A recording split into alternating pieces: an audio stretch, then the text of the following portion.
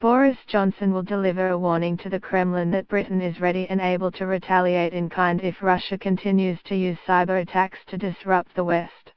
The Foreign Secretary will tell his Russian counterpart, Sergei Lavrov, that the UK does not aim to behave in a disruptive way online, but has sufficient capability to deter potential cyber aggressors. Johnson is the first UK Foreign Secretary to visit Russia for 5 years, after a period in which Moscow's relations with the West have deteriorated. Going into talks, Lavrov described UK-Russia relations as at a low, while Johnson said there were increasing imports of crisps from UK to Russia, as well as 300 Bentleys, though not necessarily to employees of the Foreign Ministry.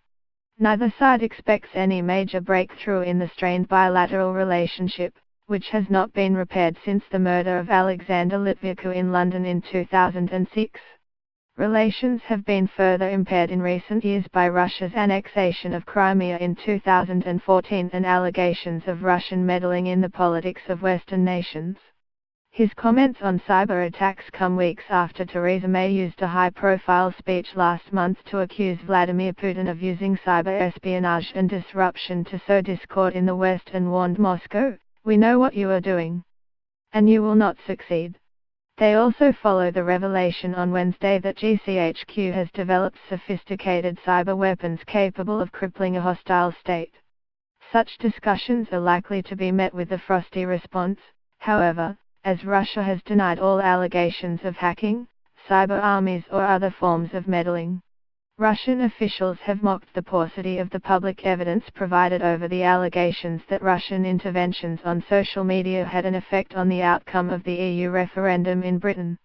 The UK-Russia talks for the third time this year that Johnson has announced a visit to Moscow, but the previous 2 occasions he cancelled the trip at the last minute.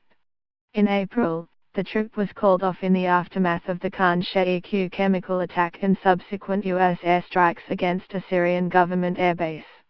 Johnson also irritated the Russians with a newspaper interview on the eve of his visit in which he compared the country to Sparta, closed, nasty, militaristic and anti-democratic.